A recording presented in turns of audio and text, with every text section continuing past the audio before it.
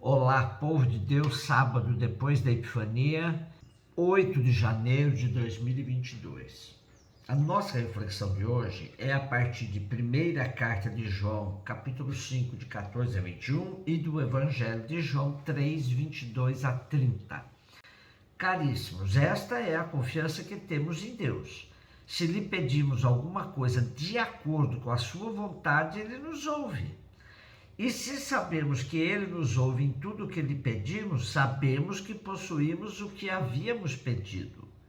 Se alguém vê seu irmão cometer um pecado que não conduz à morte, que ele reze e que Deus lhe dará a vida.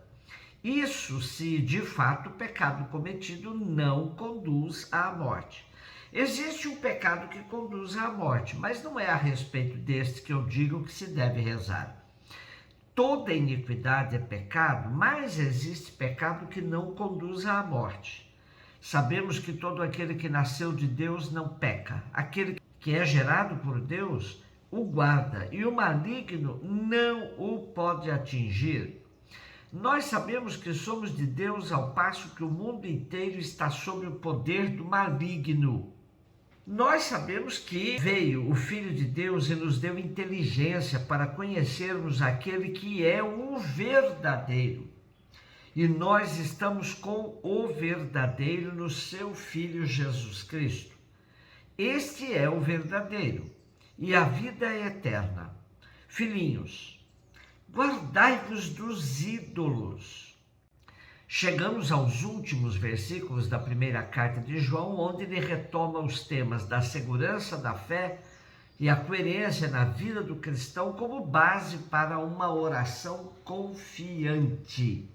No trecho de hoje temos uma distinção interessante entre o pecado que conduz à morte e o pecado que não conduz à morte. Por todo o contexto da carta, sabemos que o pecado que conduz à morte é o não reconhecimento de Jesus como Filho de Deus, gerado por Deus e também Deus.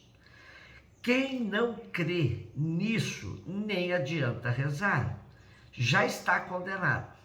Por outro lado, os que creem certamente continuarão cometendo pecado, mas não são pecados que conduzem à morte. E que por causa disso, se esse pecador rezar, poderá ser ouvido sim por Deus. E a esses Deus dá a vida. Bom, João chega a afirmar que quem nasceu de Deus não peca e quem é guardado por Deus e nenhum mal o pode atingir.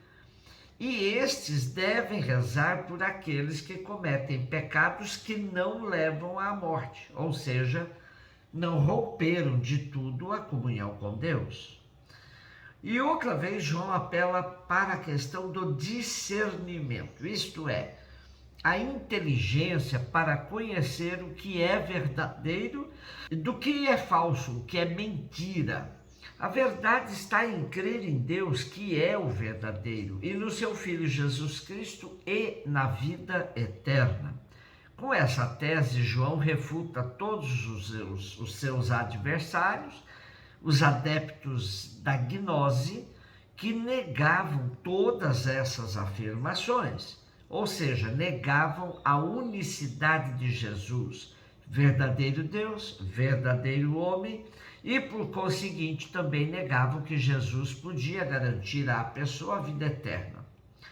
A última frase de hoje é: filhinhos, guardai-vos dos ídolos.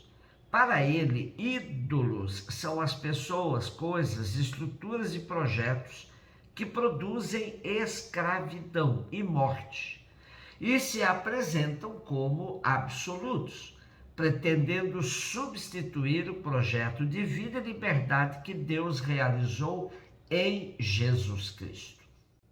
João 3, 22, 30. Jesus foi com seus discípulos para a região da Judéia.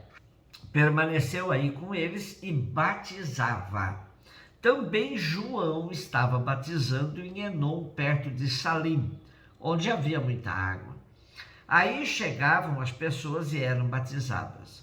João ainda não tinha sido posto no cárcere. Alguns discípulos de João estavam discutindo com um judeu a respeito da purificação.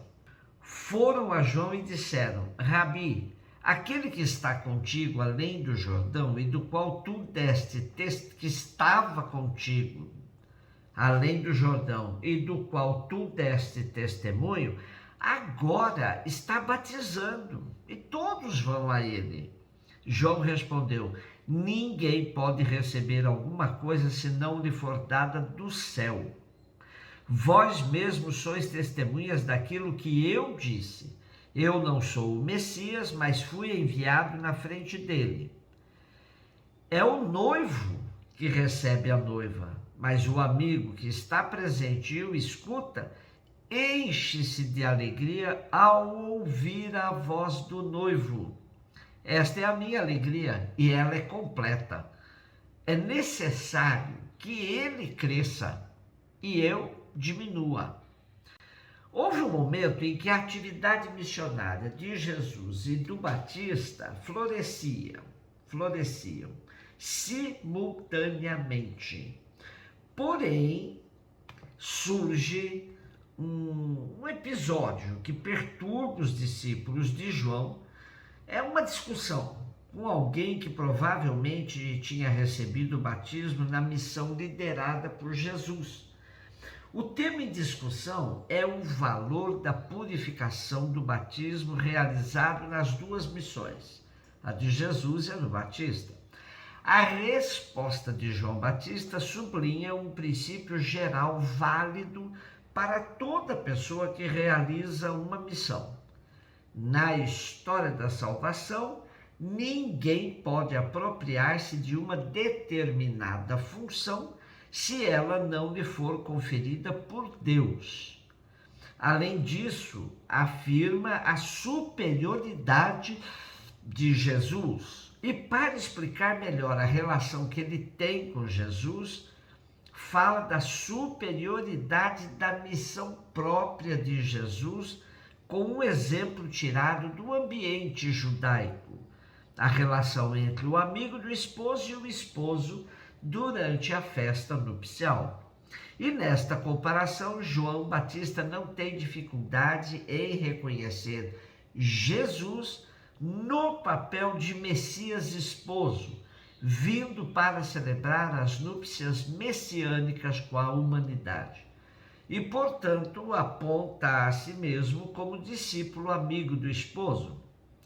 Ele pôde conhecer o Messias que dá início à sua missão e recolhe os primeiros frutos do seu trabalho. Por isso, se alegra, pois constata a realização definitiva do projeto salvífico de Deus. E compreende que chegou o momento de se retirar. Ele é que deve crescer e eu diminuir, dizia João Batista, exatamente num momento crucial das duas missões simultâneas. João Batista evita entrar em concorrência com Jesus. Pelo contrário, reconhece a superioridade de Jesus e se alegra com isso. Temos muito a aprender dessa atitude de João Batista, ou seja, reconhecer o momento em que a nossa missão terminou e vibrar com o sucesso da missão de nossos irmãos. Entre cristãos não deveria haver concorrência e muito menos sentimentos de ciúmes, de inveja. E João vê que está na hora de retirar-se de cena, mas o percebe com um sentimento de alegria e não de frustração ou de derrota. Quanta lição podemos tirar desse comportamento de João? Ele é que deve crescer e eu diminuir. Podemos dizer que João dá um testemunho claro daquilo que mais tarde falará Jesus ensinando os seus discípulos. Vocês foram chamados para fazer diferença. Entre vocês não deverá haver comportamento movido por outros interesses que não sejam o de amar e de servir. Um beijo no seu coração.